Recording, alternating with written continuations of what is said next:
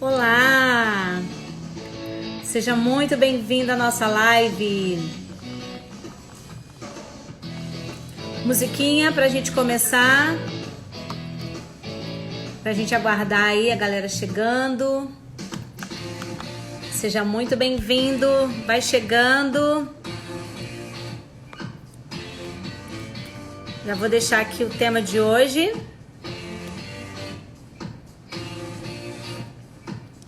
Já vou deixar aqui pinado o tema de hoje. Seja muito bem-vindo. Vamos aprender hoje a como controlar, como gerenciar nossas emoções. Deixa eu firmar aqui meu celular. Vai ficar legal aqui pra gente começar. Já quero pedir pra você que tá entrando aí uma musiquinha pra gente se animar. Já quero pedir pra você que tá entrando compartilhar nossa live.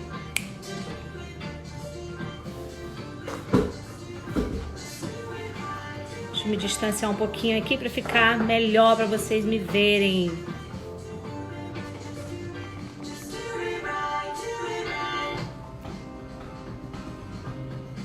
Vamos entrando, pessoal. Vamos entrando e nos acomodando. Se acomodem aí, chamem seus amigos, compartilhem a live de hoje. Hoje nós vamos falar um tema muito importante. Está relacionado a todas as áreas da nossa vida.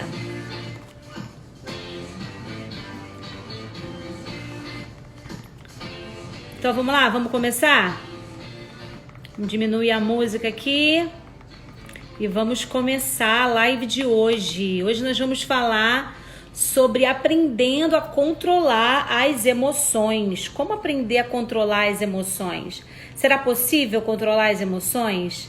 Para que a gente precisa aprender um pouco sobre emoções? E quais são os resultados que um gerenciamento adequado das emoções pode trazer de positivo? Quais são os resultados positivos que o gerenciamento ideal das emoções pode trazer para a nossa vida?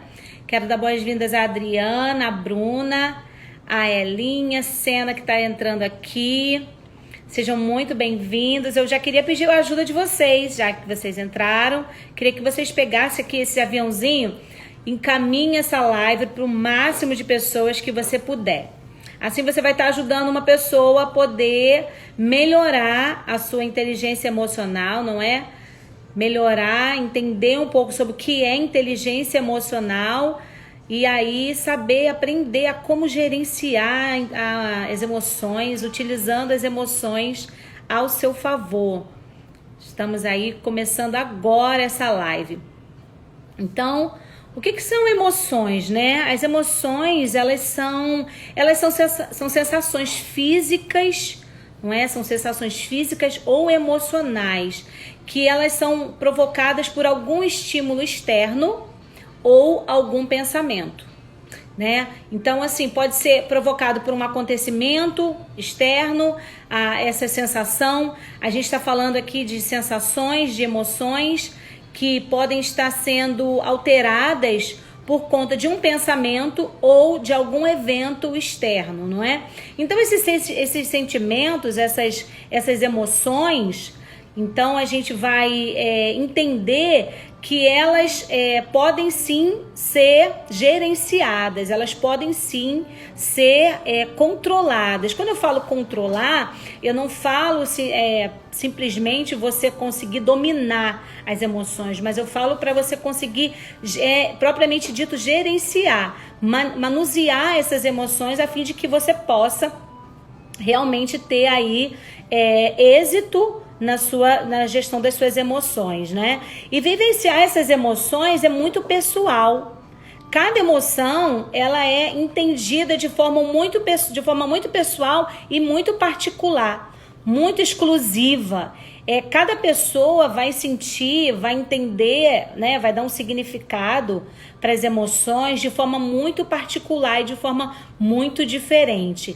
Então, não existe uma fórmula, uma única fórmula mágica com que a gente possa manusear as nossas emoções. Existem várias formas Porque como cada pessoa sente de uma forma a emoção, cada pessoa interpreta de um jeito, de acordo com as suas vivências, de acordo com as suas particularidades, de acordo com as suas experiências de vida. Então, você precisa entender que existem várias fórmulas para você gerenciar bem suas emoções. E você vai entender e vai lançar mão daquilo que se adeque melhor ao seu perfil. Então, eu queria que você entendesse isso, não é? Que cada pessoa vai nomear, não é? Essas emoções que vão ser os sentimentos. Não é? O sentimento já é a nomeação daquilo que você sentiu, dessa emoção que você teve. Então, a gente pode ter, por exemplo, uma sensação de um susto. Vamos dar um exemplo, alguém que sofre um susto, não é? Tem 3 pessoas aí numa sala e, de repente, alguém chega e assusta essas 3 pessoas. Uma daquelas pessoas pode interpretar aquele estímulo externo como sendo algo pavoroso, porque vai ser interpretado de acordo com a sua vivência. Vamos dar um exemplo assim bem forte.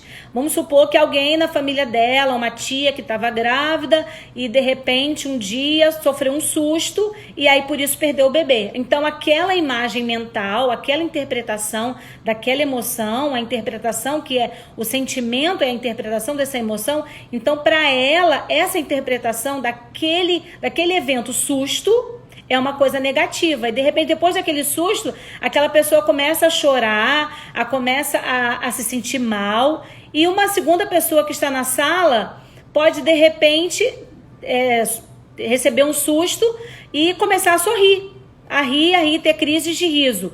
Já uma outra pode, lá na mesma ocasião, ter uma reação apática. Nem vai sorrir, nem vai chorar. Para ela, o susto não significa nada. Então, para a gente entender como cada pessoa reage de formas diferentes, de maneiras diferentes. Tô achando que tá um pouco alto aqui. Vou tirar e vou baixar um pouquinho aqui. Então, cada pessoa reage de forma diferente à emoção, não é? Que pode ser, como eu disse, ser uma sensação física provocada pelo meio externo ou um pensamento, né? Um pensamento vai provocar e vai resultar numa emoção. E não existe um consenso de quantas emoções realmente nós temos. Isso aí é de acordo com os cientistas do comportamento, os psicólogos que se dedicam a estudar aí o comportamento humano. Aí, eu vou citar alguns psicólogos aqui que estudam o comportamento humano. Por exemplo, o Eric Berne, ele diz que são 5 emoções básicas, que entre elas a tristeza, o medo, a alegria, a raiva e o afeto. Já Robert Plutchik diz que são 8, entre elas a raiva, o medo, a tristeza, o nojo, a surpresa, a curiosidade, a aceitação e a alegria. Já Paul Ekman diz que são 6. A raiva, a tristeza, a alegria, o medo, a surpresa e o nojo. Independente de quantas emoções sejam e quais elas são, não é? A gente vê que existe aí um fator comum entre todos esses teóricos. Existem vários teóricos que discutem a questão, que escrevem sobre as emoções, que pesquisam sobre as emoções. Eu trouxe esses para a gente poder tomar por base. Então a gente vê que algumas emoções elas são comuns a todos eles, como a tristeza, a alegria, o medo, a raiva, elas são comuns a todos esses teóricos. Todos esses teóricos. Como é que a gente já começa a entender um pouquinho do caminho que a gente vai traçar, que a gente vai percorrer essa jornada para você entender como é possível, sim, você gerenciar suas emoções de forma inteligente. Aqui a gente já começa a entender que como a gente pode dar significado diferente para cada emoção. Se para mim uma emoção de arrepio pode denotar, pode significar alguma coisa boa, e para outra uma sensação de arrepio pode significar uma coisa ruim, então eu posso dar significados diferentes para uma mesma emoção. A emoção por si só, ela não tem um significado literal. as emoções, por si só, elas não têm um significado literal. Elas têm significado a partir das nossas experiências, de acordo com a nossa experiência de vida. Vamos dizer que você, na sua infância, você tinha medo do escuro. A gente não nasce com medo de escuro. A gente nasce com medo de cair. O medo de cair, você vê que toda criança, quando começa a caminhar, ela tem medo de cair. Todos os demais medos, eles são aprendidos. Então, vamos supor que você estava no quarto escuro e alguém te fez um susto. Então, ali você relacionou aquele local escuro com o sentimento de medo. Então, você fez um link por conta da sua experiência. Então, toda vez que você se deparar num lugar escuro, você vai sentir medo. Isso não quer dizer que necessariamente toda pessoa que está no lugar escuro sente medo. Então, para você entender, olha só como é que a gente já começa a dissecar aí, entender que todos nós temos a possibilidade de dar novos significados, novas interpretações às nossas emoções. Então, aí a gente já começa a traçar, a começar a entender a jornada da gestão das emoções, e você aprender a controlar suas emoções e converter esses sentimentos, essas emoções que depois viram sentimentos ao seu favor.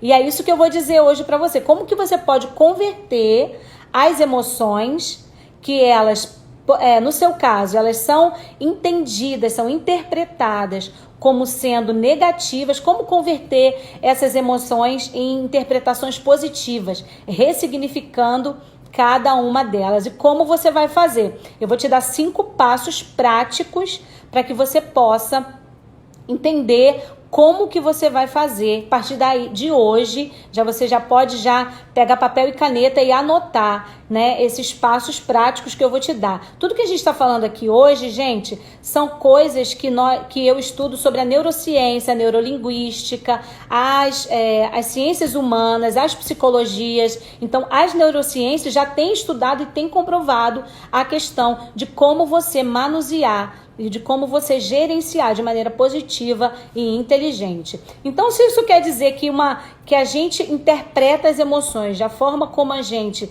teve a nossa vivência, o nosso histórico de vida, então a gente pode entender que se uma mesma reação pode ser percebida de maneiras diferentes, então eu posso aprender, dar significados às emoções que eu percebo. Essa ressignificação, ela abre portas para a gente poder racionalizar a nossa tomada de consciência. A gente precisa racionalizar a forma como a gente sente. A gente precisa racionalizar a forma como a gente percebe os nossos pensamentos e as interferências do meio externo que vem até nós pelos 5 sentidos, não é? Então, a gente vai entender um pouco e fazer uma diferenciação, entender o que é consciente e o que é também inconsciente. E essas emoções, como eu disse, elas não carregam um único significado em si mesmas. E nós percebemos de acordo com a nossa história de vida, principalmente na nossa primeira infância. A nossa primeira infância, o nosso inconsciente, ele registra os acontecimentos sem filtro. Por isso que quando a gente é criança, a gente lembra daquelas memórias de infância, não é? Se alguém falou para nós, principalmente os nossos pais, os nossos cuidadores, os nossos professores, figuras que são figuras de pessoas que foram importantes na nossa história. Quando a gente ouve aqui uma coisa de alguém que não é importante, a gente acaba não internalizando de uma forma tão contundente.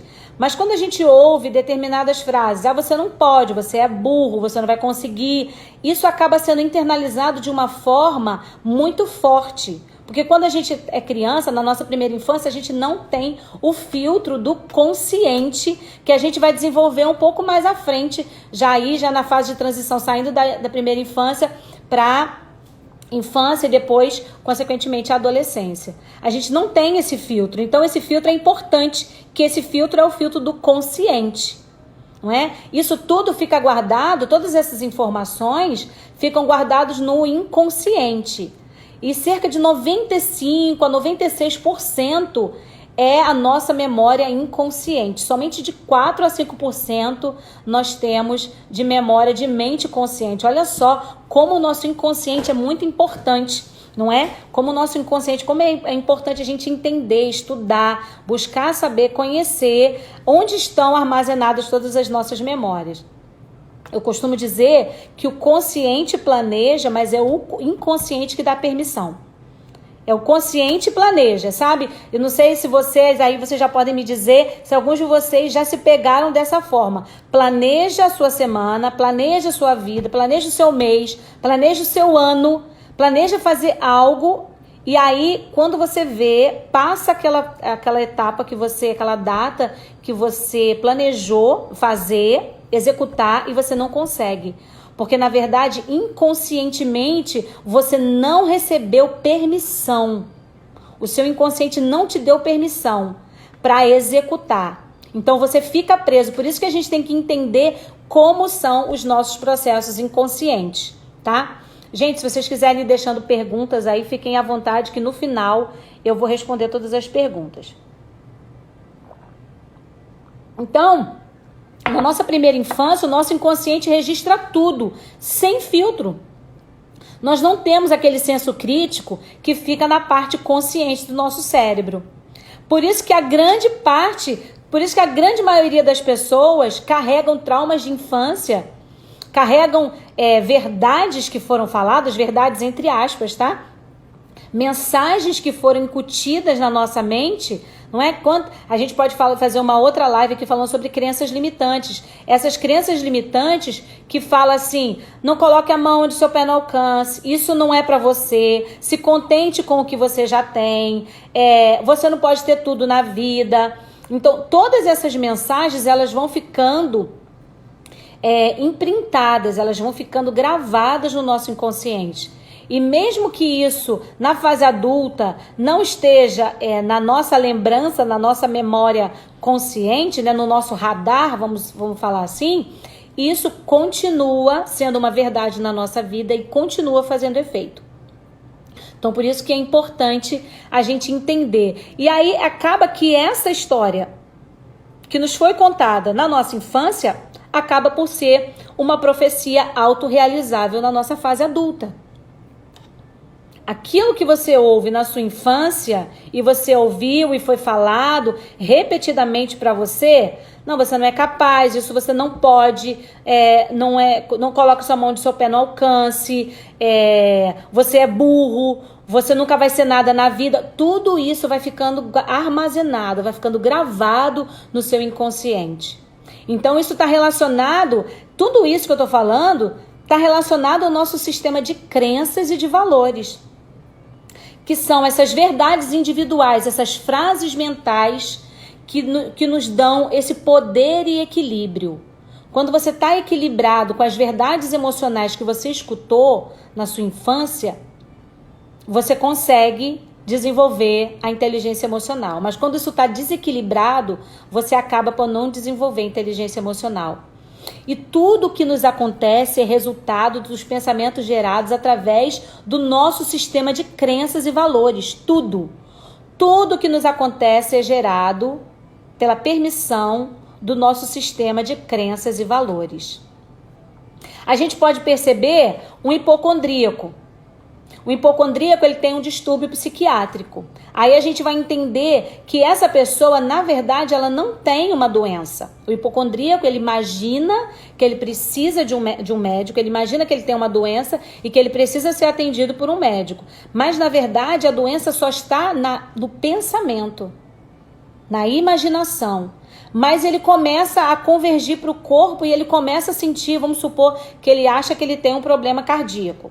Mas ele, na verdade, ele não tem nenhum problema na válvula mitral, ele não tem nenhum problema na aorta, ele não tem nenhum problema orgânico, físico no seu coração. Mas ele começa a sentir taquicardia, palpitação, ele começa a sentir falta de ar, e aí ele começa a realizar, essa profecia autorrealizável, ele começa a realizar isso no corpo físico, algo que não existe. Então, para você ver como o poder da nossa mente é grande. O consciente é a parte racional, é a mente objetiva. ela usa os 5 sentidos, é a nossa experimentação. Agora, o que você está vendo aqui? Você está experienciando de acordo com os seus 5 sentidos. Você está me ouvindo, audição. Você está me vendo, visão. Você está aí experimentando uma sensação de tato. Você está sentado numa cadeira, de repente você coloca a mão numa mesa. Tudo isso está na parte consciente. Agora, o inconsciente é o irracional, mas também é a sede das emoções. Aí muitas pessoas falam assim, não, você é muito emotiva, você é muito emotivo. E aí por muitos anos eu entendi que uma pessoa racional era uma pessoa que tinha o controle das suas emoções, e na maioria das vezes não. Ser emocional, ser emotivo não dá para você um título desfavorável. Pelo contrário, quando alguém tem contato com as suas emoções, ele tem contato com a maior parte da sua mente. Já que, como eu disse, de 4 a 5% é a nossa mente consciente, a nossa mente racional, e cerca de 95 a 96% da nossa mente é a nossa mente irracional, a nossa mente inconsciente, e que é a parte mais criativa. A mente inconsciente é a nossa mente criativa, é a nossa mente subjetiva. A mente consciente, a mente racional, é a mente objetiva, é a mente dos sentidos. Agora, quando você vai desenvolver a sua mente irracional, a sua mente subjetiva, criativa, você está lidando cada vez mais, entrando cada vez mais no processo inconsciente. E por que isso é importante distinguir? E por que isso é importante você saber? Porque o nosso inconsciente, ele não questiona nada, ele não contesta o que te diz. O que te dizem, o que te falam, o nosso inconsciente, ele absorve como se aquilo fosse uma verdade. Ele simplesmente, ele é extremamente suscetível a sugestões. Totalmente suscetível a sugestões. Então você entende que quando você recebeu aquelas mensagens, aquelas imagens na sua mais nova, a sua primeira infância, isso se tornou uma verdade. Então você precisa agora entender quais foram as mensagens que foram te imprintadas, que foram impressas no seu inconsciente, não é? E nós planejamos, como eu disse, a gente planeja no consciente, mas é o inconsciente que nos dá permissão. Por isso que muitas vezes a gente não consegue levar um plano à frente, um plano de emagrecimento, um plano de estudo, um plano de vida, porque a gente tem aquelas memórias baseadas nas nossas crenças e valores, nas histórias que nos foram contadas na infância, nas histórias que foram contadas na nossa vida, que geralmente são negativas, que a gente não pode, que a gente não consegue, que não é capaz, que coloque-se no seu lugar, isso não é para você. Então acaba que se torna como uma verdade, como uma profecia autorrealizável. Num esquema gráfico, para a gente entender como se dá o processo do pensamento, o processo mental, o start, ele inicia no pensamento. A menor partícula de um processamento mental, não é? Como a gente vê a menor partícula do corpo, né? A célula, o átomo, nós temos uma menor partícula nesse processo de pensamento, nesse processo cognitivo, que é o pensamento. Um pensamento gera uma emoção gera um sentimento gera um comportamento e o comportamento vai te levar aos resultados. Então você entende como é importante você entender todo esse processo? Então, repetindo aí, se você quiser anotar, o pensamento gera uma emoção gera um sentimento gera um comportamento e o comportamento gera um resultado. E isso é um ciclo, isso se retroalimenta. Por isso que quando você interfere na forma como você pensa, quando você interfere na forma como você reage aos estímulos, como você reage aos estímulos externos e internos, quando você começa a ter inteligência emocional, você vai ter o resultado lá na ponta. Você vai potencializar os seus resultados, você vai melhorar os seus resultados. Então, o que essas competências emocionais podem favorecer na nossa vida? Olha, eu vou te dar uns dados estatísticos que revelam que 9 em cada 10 profissionais são contratados pelas suas competências técnicas, mas são demitidos pelas suas competências comportamentais. Ou seja, não adianta ter PhD, mestrado, não adianta ter graduação, pós, vários cursos de aperfeiçoamento técnico, se você, paralelamente, não desenvolve também as suas competências comportamentais. Então, olha o tamanho, o número no gráfico, a quantidade de pessoas que é demitida por conta. Ou seja, 90% das demissões, elas não são por competências técnicas, são por falta de competências comportamentais. Eu trabalhei por 2 anos como gerente de recursos humanos numa empresa de tecnologia, né, de IT, quer dizer, na verdade, IT em inglês, de TI, de tecnologia da informação. Então, nessa empresa, nós às vezes eu fazia o processo de seleção e a gente recebia currículos de pessoas que falavam 3, 4 idiomas, que tinha mestrado, que tinha pós-graduação nas áreas em que nós estávamos procurando. Mas quando você ia fazer os testes, quando você ia fazer análise comportamental, a pessoa não tinha inteligência emocional. Então, você vê a importância. Muitas vezes as pessoas me perguntam, Lídia, mas o que acontece que a gente é reprovado no psicotécnico, não é? No teste lá com a psicóloga, você passa em toda a parte técnica quando analisam o teu currículo e depois te chamam para entrevista e você acaba que não passa. Porque às vezes você se preocupou tanto em desenvolver a parte técnica e esqueceu de desenvolver a parte emocional, porque é muito importante. Ou seja, quando é que a pessoa apresenta um problema comportamental, vamos supor, numa empresa, numa organização, numa corporação? Ela tem dificuldade de trabalhar em equipe, ela falta com respeito com os colegas de trabalho, são pessoas dominadas pelo ego, são pessoas que têm algum problema no relacionamento interpessoal. São pessoas que têm dificuldade de se relacionar com outras pessoas no ambiente de trabalho. E a gente sabe que até agora, nesse momento em que a gente está na pandemia, que a maioria das pessoas estão trabalhando em home office, a maioria das pessoas não estão presente numa empresa, tendo contato com outros funcionários, outros empregados, a gente sabe que de alguma forma ou de outra a gente está tendo contato com as pessoas. Um exemplo é quanto cresceu o número de divórcios nesse período de pandemia. Porque as pessoas usam, às vezes, o trabalho, sair de casa como uma válvula de escape. A situação no casamento, a situação com os filhos, a situação com a família, a situação com o colega de quarto, ela não tá boa. Então, porque como você não tem inteligência emocional para gerenciar, para ter um diálogo sem entrar numa discussão, você acaba por ter uma válvula de escape, que era sair todo dia para trabalhar, então chegava só à noite, diminuía o relacionamento, o contato. Agora que a gente vê famílias inteiras presas dentro de casa, tendo que se relacionar, pai com filho, filho com pai, mulher com esposo, esposa com esposa, a gente vê o número de divórcios aumentando vertiginosamente.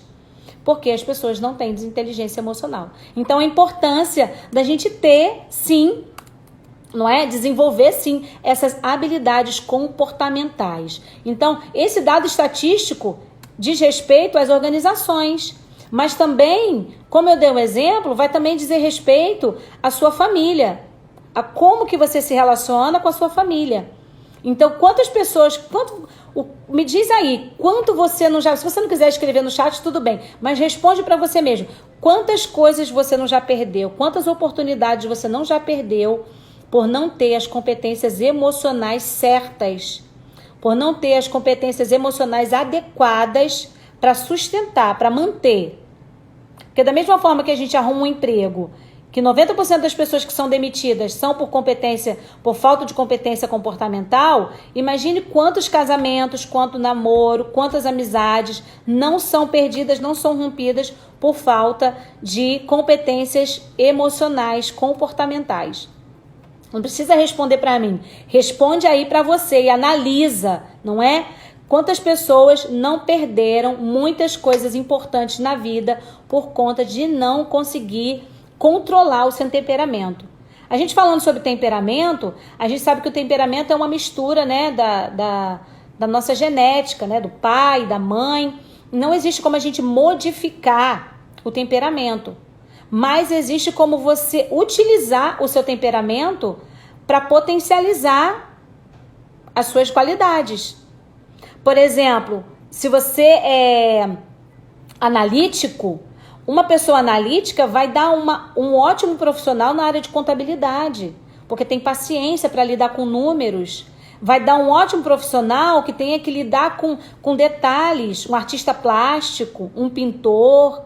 Então, não é um cozinheiro que tem que ter aqueles detalhes da cozinha. Ele vai dar um ótimo profissional. Já uma pessoa colérica já não dá num perfil de uma profissão que precise de muita atenção, de muito detalhe, porque ele não é apegado aos detalhes, ele é apegado no resultado.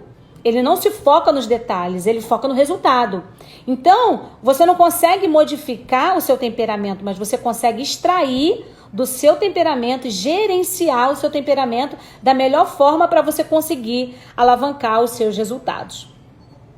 Tá? Então, assim, esse é uma das coisas que a gente pode perceber. E aí, desses 4 passos que eu quero dar para você hoje, se você quiser anotar, para você já sair daqui da live, já colocar em prática, o primeiro passo para você gerenciar suas emoções é entender. Qualquer processo de mudança passa pelo autoconhecimento. E o autoconhecimento é você saber quais são os seus pontos fortes e os seus pontos fracos. Então, entender as emoções e saber quais são os gatilhos que deflagram esses comportamentos prejudiciais é o primeiro passo que você vai dar para começar a gerenciar suas emoções.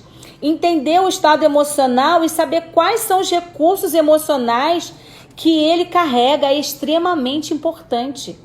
Quais são os recursos do estado emocional que você normalmente está? Tem gente que é normalmente muito colérico, muito raivoso, muito irado, não é?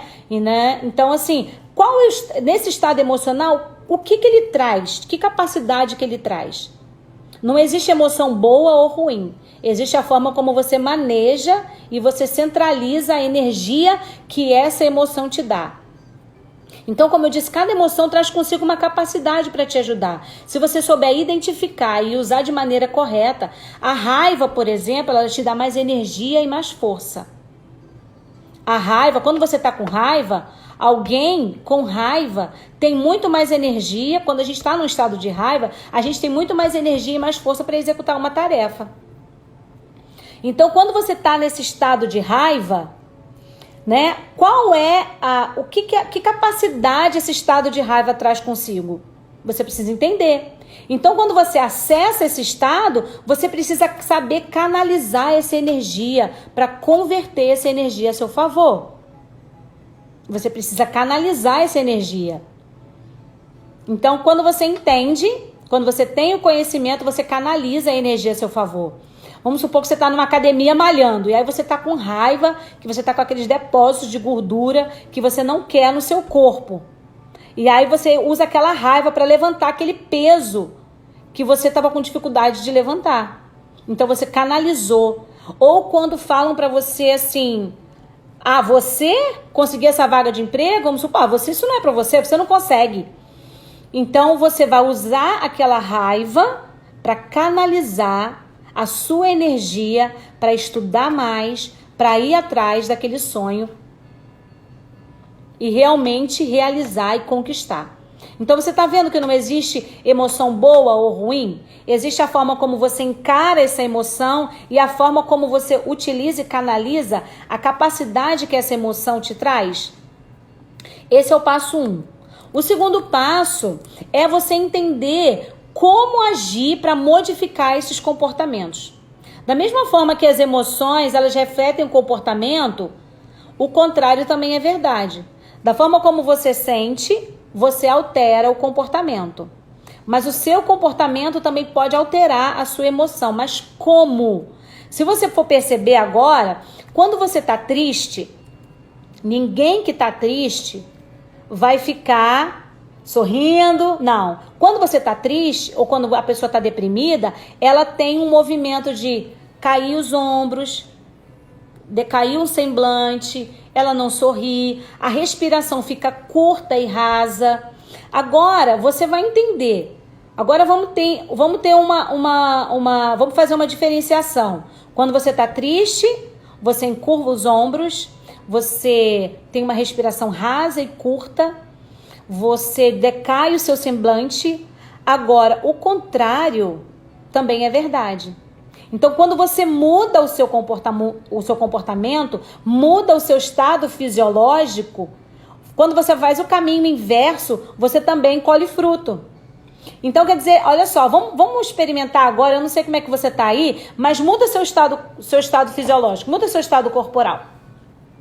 Ergue os ombros, respira profundamente e conscientemente, melhora o semblante, coloca um sorriso no rosto.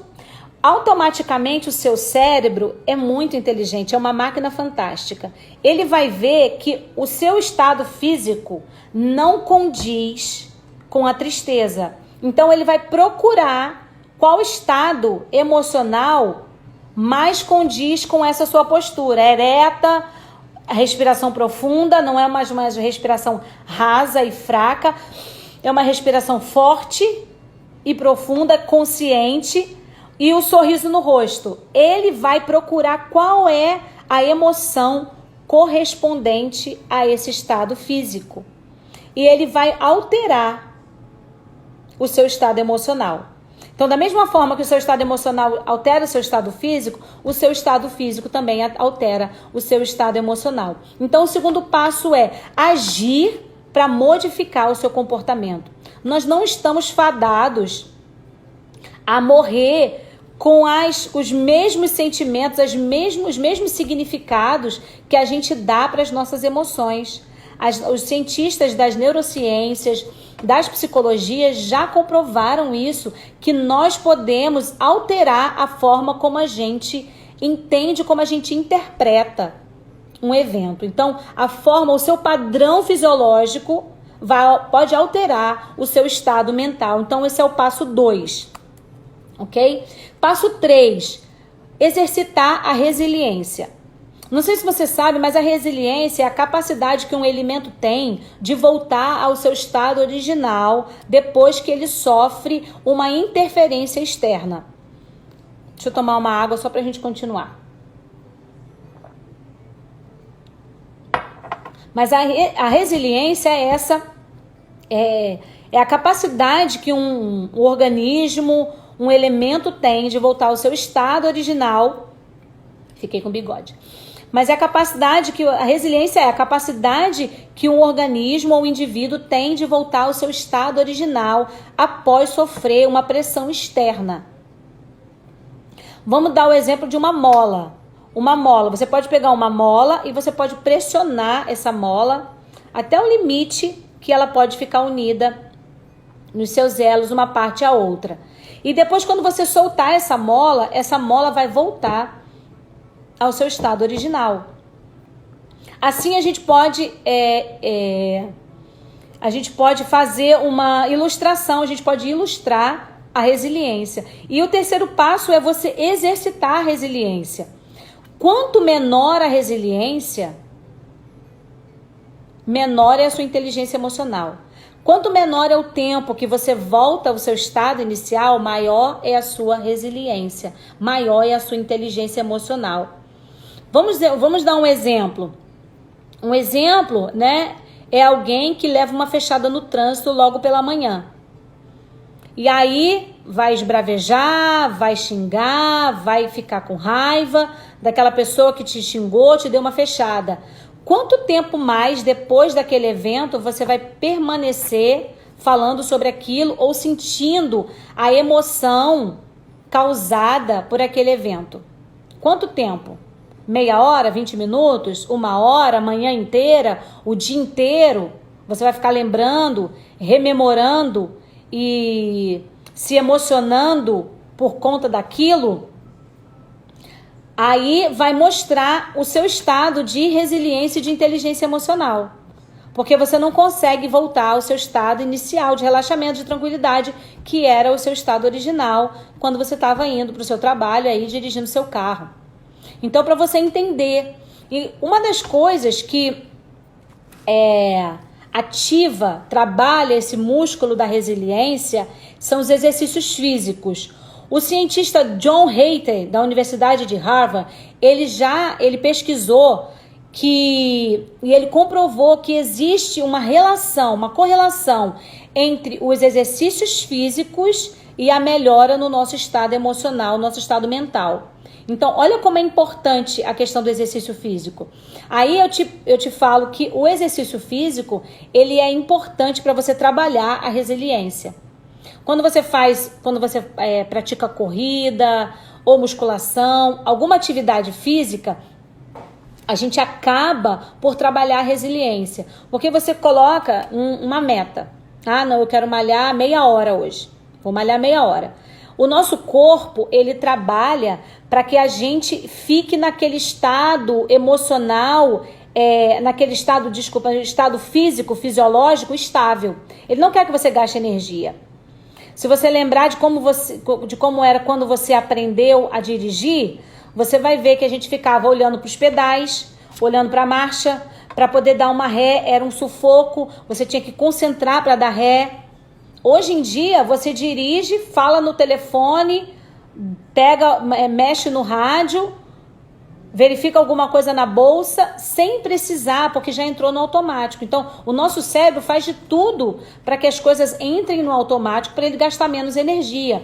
Então, o nosso cérebro vai fazer de tudo para você não gastar energia. Então, por isso que a gente tem essa dificuldade de, se você não faz academia ou você fica um tempo sem fazer, de retomar as atividades físicas. Porque o nosso cérebro está sempre depondo contra nós, para que a gente fique naquele estado de homeostase, de relaxamento, de repouso e de descanso.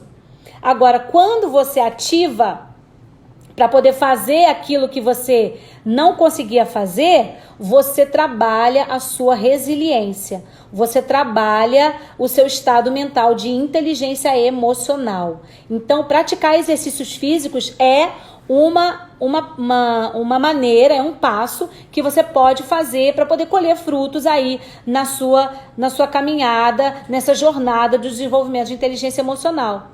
Talvez toda vez que você se esforça para fazer uma série de exercícios, você está trabalhando essa resiliência, você está trabalhando o seu cérebro em fazer aquilo até o fim. O quarto passo, ele está intrinsecamente ligado a esse terceiro passo.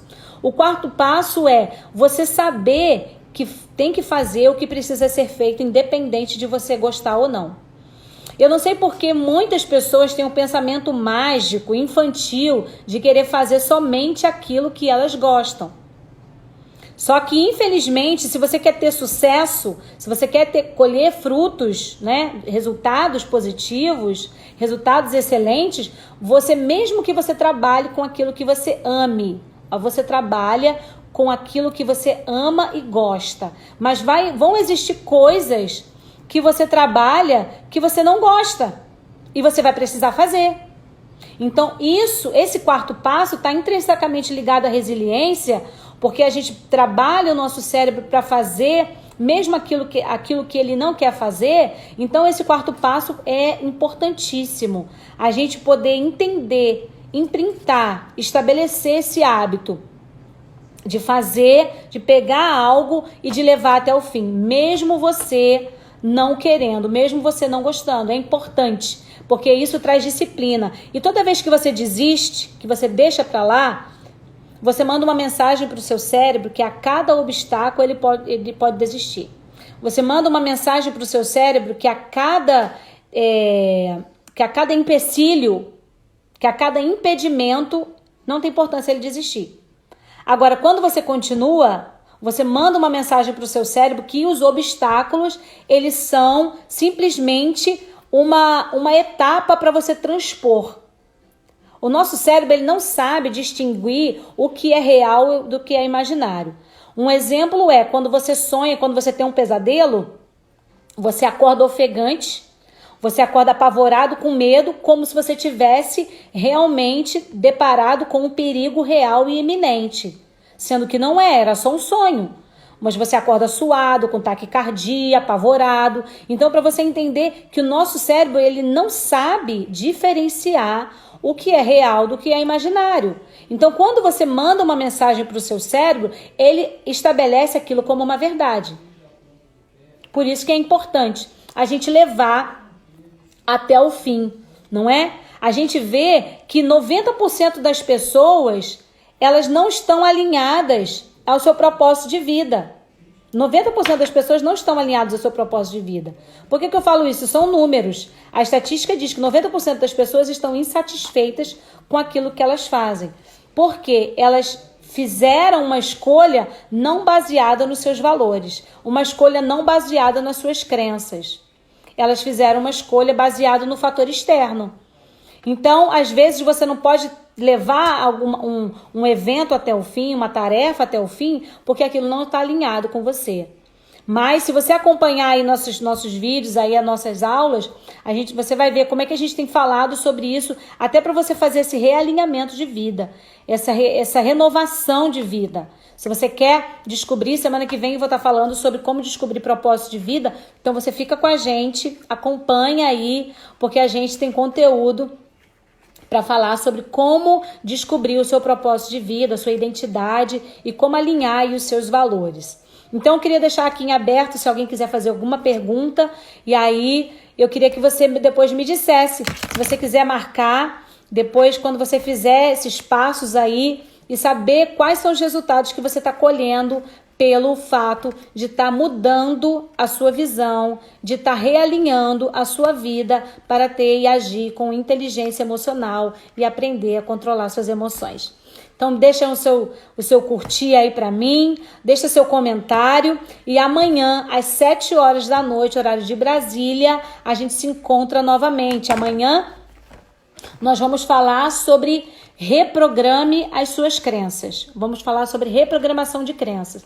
Então, se você quer saber como reprogramar as suas crenças, se você quiser melhorar os seus resultados, eliminar as crenças limitantes, então fica comigo e a gente se encontra amanhã. Um abraço para todos vocês que me acompanharam até agora. Até amanhã. Fiquem com Deus. Tchau, tchau.